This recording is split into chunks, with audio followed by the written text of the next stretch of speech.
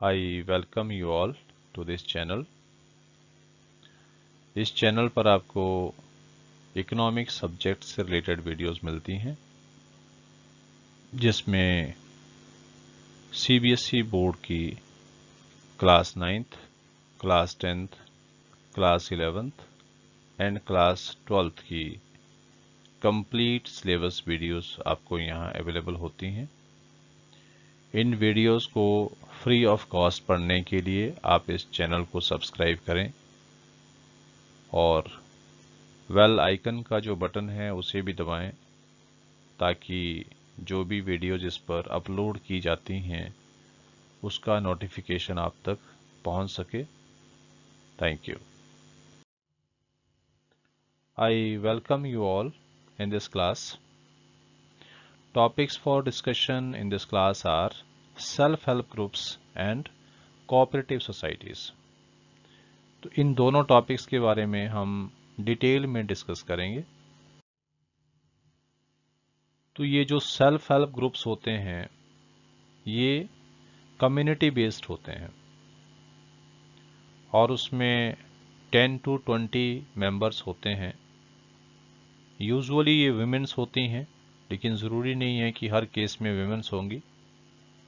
और ये जो मेंबर होते हैं इनका social and economic background almost same होता है। तो इनकी जो प्रॉब्लम्स होती हैं ये भी लगभग एक जैसी होती हैं। तो ये जितने भी मेंबर्स होते हैं सेल्फ हेल्प ग्रुप्स में they voluntarily come together to solve their problems और अपनी प्रॉब्लम्स को सॉल्व करने के लिए ये रेगुलर बेसिस पर कुछ अमाउंट कंट्रीब्यूट करते हैं। हर एक मेंबर उसमें कुछ अमाउंट कंट्रीब्यूट करता है और ये अमाउंट 100, 200, 500, 1000 इस तरह के अमाउंट्स हो सकते हैं। अब जो भी पैसा इन मेंबर्स के पास इकट्ठा होता है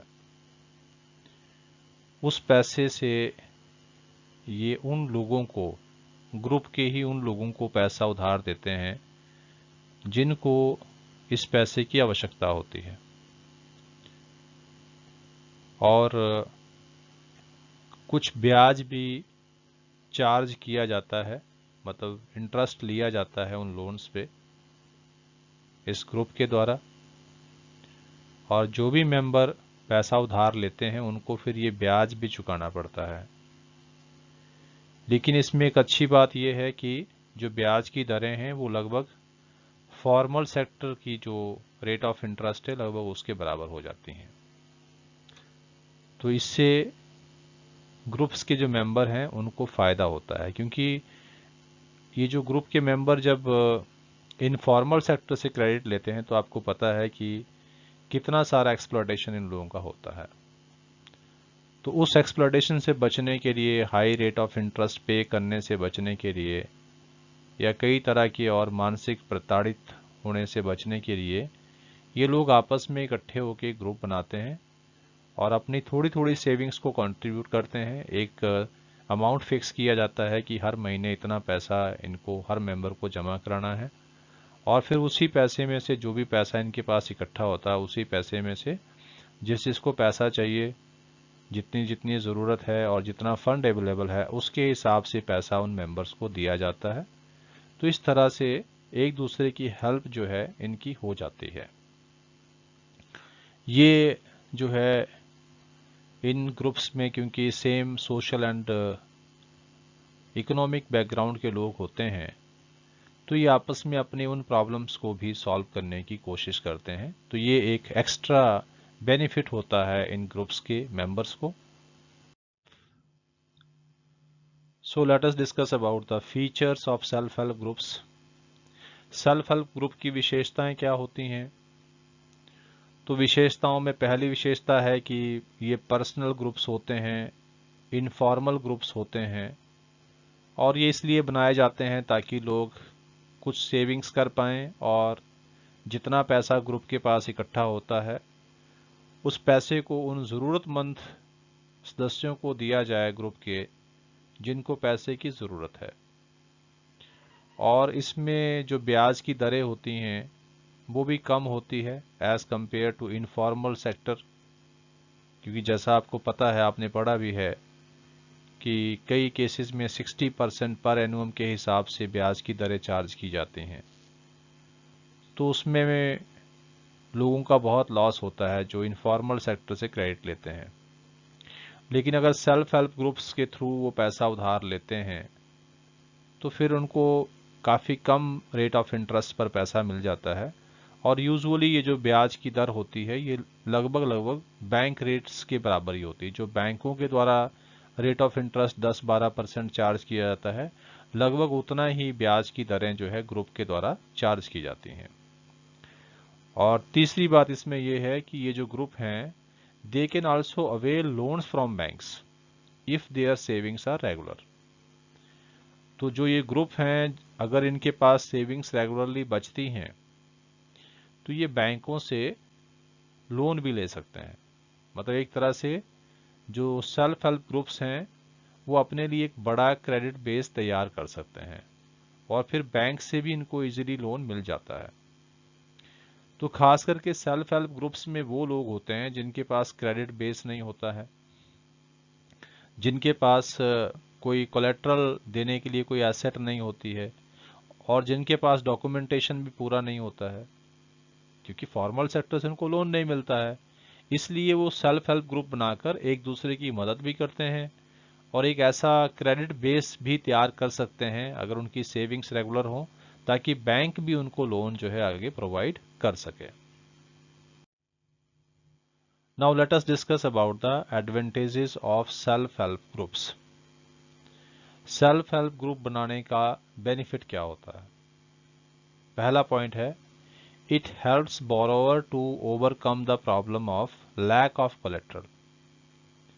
जैसा कि आप जानते हैं कि फॉर्मल सेक्टर से अगर हमें क्रेडिट लेना हो तो हमारे पास कोलेट्रल होना चाहिए, लेकिन जिन लोगों के पास कोलेट्रल नहीं है, जिन लोगों के पास कोई ऐसी एसेट नहीं है जिसको बैंक के पास गिरवी रखा जा सके, उनको लोन नहीं मिलता है। लेकिन सेल्फ हेल्प ग्रुप से उनको लोन मिल जाता है और वहां पर उनको कोई कोलेट्रल भी नहीं देना पड़ता है, तो उनकी कोलेट्रल की जो प्रॉब्लम है वो खत्म हो जाती है। Next point is, people can get timely loan for a variety of purposes and at very reasonable interest rate। तो जो लोग सेल्फ हेल्प ग्रुप के मेंबर हैं उनको अपने अलग अलग पर्पस के हिसाब से पैसा मिल जाता है और टाइमली मिल जाता है, और वो भी बहुत ही रिजनेबल रेट ऑफ इंटरेस्ट पे। बहुत ही कम ब्याज की दरें होती हैं जिस पर उनको पैसा अवेलेबल होता है। अगर उनको यही पैसा अपनी बहुत ज़्यादा ज़रूरत के समय में किसी भी इनफॉर्मल सेक्टर से लेना पड़े तो ब्याज की दरें बहुत ऊंची होती हैं, उसका बहुत ज़्यादा एक्सप्लॉयटेशन होता है। तो सेल्फ हेल्प ग्रुप जो हैं, एक तरह से जो ग्रामीण क्षेत्र के या शहरी क्षेत्रों के जो गरीब लोग हैं उनके लिए एक तरह से ये बहुत ही सराहनीय काम जो है वो करता है। और ये अगर इसमें महिलाएं सदस्य हैं तो महिलाएं एक तरह से सेल्फ रिलायंट बनती हैं, उनको खुद पे भरोसा रहता है, वो अपने घर की छोटी मोटी ज़रूरतों को पूरा करने के लिए ग्रुप के माध्यम से हेल्प ले सकती हैं और मंथली बेसिस पर अपने सेविंग्स करके उस पैसे को धीरे धीरे वापस भी कर सकती है। इसी तरह से क्योंकि ये जो सेल्फ हेल्प ग्रुप्स होते हैं इनकी रेगुलर मीटिंग्स होती है ग्रुप के मेंबर्स की, तो ये जो मेंबर्स होते हैं ये आपस में कई तरह के सोशल इश्यूज पर भी डिस्कशन करते हैं, जैसे कि हेल्थ इश्यूज है, न्यूट्रिशन का है या डोमेस्टिक वायलेंस है। इस तरह के जो उनके सोशल इश्यूज हैं उस पर भी वो चर्चा करते हैं, और उसमें फिर जो एक बेटर सजेशंस मिलते हैं उसको फिर कंक्लूड किया जाता है, उन चीज़ों को फॉलो करने की कोशिश की जाती है। और सेल्फ हेल्प ग्रुप जो है एक तरह से हम कह सकते हैं कि अगर इनके पास एक अच्छा सेविंग होती है सेल्फ हेल्प ग्रुप्स के पास, तो वो एक काफ़ी अच्छा क्रेडिट बेस उनके लिए बन जाता है और सारे के सारे मेंबर जो हैं मिलकर जब सेविंग्स करते हैं उस ग्रुप के अंदर, तो उस ग्रुप के नाम पर बैंक भी इजीली लोन दे देता है, क्योंकि उसके पास सेविंग्स होती हैं। और बाई चांस मान लो कि कोई व्यक्ति फिर जिसको लोन दिया गया है ग्रुप के अंदर ही, अगर वो पैसा टाइमली नहीं दे रहा है, तो फिर बाकी ग्रुप के जो मेंबर हैं वो उसको जो है कॉपरेट करते हैं या उससे पैसा निकालने की कोशिश करते हैं। जो भी प्रॉपर सॉल्यूशन होता है उसको किया जाता है। तो ऐसे केस में बैंक जो है वो ज़्यादा ट्रस्ट करता है, बैंक की तरफ से इजीली लोन मिल जाते हैं सेल्फ हेल्प ग्रुप्स को। तो एक तरह से अगर किसी की मेंबर की या ज़्यादा मेंबर्स की कोई बड़ी क्रेडिट नीड्स भी हैं, तो उसको पूरा करने में भी सेल्फ हेल्प ग्रुप्स जो हैं वो मदद करते हैं, क्योंकि सेल्फ हेल्प ग्रुप के माध्यम से उनके पास एक अच्छा जो है वो क्रेडिट बेस तैयार हो जाता है और कोलेट्रल का प्रॉब्लम भी खत्म हो जाता है। तो एक तरह से अच्छा खासा लोन जो है वो बैंक से लिया जा सकता है, और जो लोग हैं आपस में उस लोन को भी बांट सकते हैं, उससे भी अपनी ज़रूरतों को पूरा कर सकते हैं। तो ये एक बहुत ही अच्छा एक सोर्स होता है या बहुत ही अच्छा एक तरीका है गरीब लोगों के द्वारा अपने क्रेडिट नीड्स को पूरा करने के लिए। Next topic is cooperative societies. A cooperative society is a voluntary association. ये वॉलंटरली बनाए जाते हैं associations that are started with the aim of the service of its members. और कोऑपरेटिव्स का मकसद क्या होता है कि इसके जितने भी मेंबर्स होते हैं उनको सर्व करना होता है, मतलब एक दूसरे की हेल्प करनी होती है। It is the form of business where individuals belonging to the same class join their hands for the promotion of their common goals। इसमें जो एसोसिएशन में जो लोग होते हैं, कोऑपरेटिव सोसाइटीज़ के जो मेंबर होते हैं, वो यूजुअली एक सेम क्लास के होते हैं और अपने कॉमन गोल्स को पूरा करने के लिए वो सब इकट्ठे मिलकर एसोसिएशन बनाते हैं। और यूजुअली ये जो कोऑपरेटिव सोसाइटीज़ हैं, यूजुअली इसको समाज के जो वीकर सेक्शन के लोग हैं या पुअर पीपल हैं, वो लोग इसको बनाते हैं यूजुअली, हालांकि एक्सेप्शंस भी होती हैं। या दूसरी तरफ हम यूँ कह सकते हैं कि एक ही जैसे प्रोफेशन के लोग मिलकर भी कोऑपरेटिव सोसाइटीज़ बनाते हैं अपने ज़रूरतों को या अपनी प्रॉब्लम्स को सॉल्व करने के लिए। जैसे आपकी बुक में एक एग्जांपल दिया हुआ है, फार्मर्स कोऑपरेटिव सोसाइटी सोनपुर। तो यहाँ पर फार्मर्स ने कोऑपरेटिव सोसाइटी बनाई है और उसके मेंबर कितने हैं, 2300। तो ये आपने ध्यान से समझना है। जो सेल्फ हेल्प ग्रुप्स होते हैं उसके मेंबर 10 to 20 होते हैं, जबकि कोऑपरेटिव सोसाइटीज के मेंबर जो हैं वो काफ़ी ज़्यादा संख्या में हो सकते हैं। जैसे यहाँ पर एग्जांपल लिया गया है, फार्मर्स कोऑपरेटिव सोसाइटी सोनपुर जो गांव है उसकी बात यहाँ की गई है। इसमें 2300 फार्मर हैं जो मेंबर हैं इस सोसाइटी के।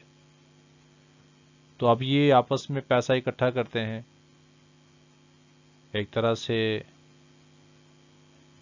जो सेम ऑब्जेक्टिव्स के लिए कंट्रीब्यूशन दिया जाता है, और फिर उनके पास भी एक अच्छा क्रेडिट बेस होता है। उस बेस पर वो बैंकों से भी काफ़ी बड़े बड़े अमाउंट्स ले सकते हैं, एक दूसरे की जो आवश्यकताएं हैं उनको पूरा कर सकते हैं। तो इस तरह से जो सोसाइटीज़ होती हैं ये एक कॉमन गोल के लिए बनाई जाती है, और उन गोल्स को पूरा करने के लिए मेंबर्स जितने भी इसमें होते हैं वो सभी इकट्ठे मिलकर काम करते हैं, और जो भी प्रॉफिट होता है उसको शेयर किया जाता है ग्रुप के सभी मेंबर्स में। I hope that you like this content. So dear students, if you find this content meaningful and helpful to you, then please share it to other students also, so that they can also be benefited from this. Thank you.